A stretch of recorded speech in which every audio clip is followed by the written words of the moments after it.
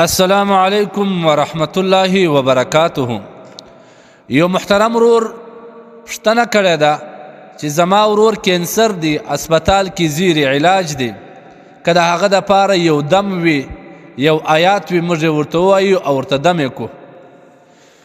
د دې محترم ورور د پوښتنې په ځواب کې باید دا ووایم الجواب حامدا ومصلیا چې الله جل جلاله دې ستاسو ورور ته او ټولو مریضانو مسلمانانو ته شفای کامله عاجله ور نصیب کړي. الله جل جلاله دې د دې ستونزې او مشکل نه تاسو خلاص کړي.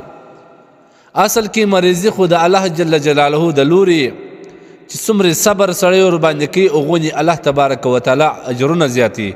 الله جل جلاله دې تاسو ته د صبر توفیق درکړي.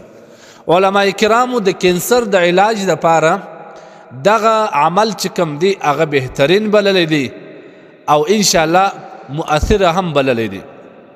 هغه دا چې 140 وارې پر اوبو باندې یاسین چوف کړي او 140 وار د سوره تغابن ووایي چې په 28مه سپاره کې دی، په 3م پاو کې دی انشاءالله سوره تغابن.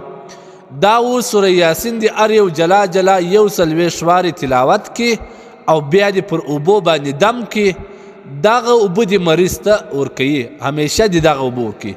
الله جل جلاله څخه امید دی چې الله به شفای کامله ورکړي. نو دغه عمل انشاءالله علما کرامو او زموږ اکابرینو مؤثر او بهترینه بللی دی. 140 وارې سوره یاسین تلاوت کول او 140 وارې سوره تغابن تلاوت کول. خامخا ضروري نه دی چې یو کس به کوي. که 140 کسان راجمع سي په ګردو باندې یو وارې وایي هم سی دی، که 10 کسان یې هر یوې څلور وارې هم ووایي هم سی دی، خو فقط 140 وارې چې وویل سي او بیا پر اوبو باندې دم کړی سي مریض ته دې دا اوبه ورکړي. د الله جل جلاله څخه امید دی چې الله به شفای کامله ورکړي. الله جل جلاله دې ده ته او ټول مریضانو ته شفای کامله ورکړي. والله اعلم بالصواب.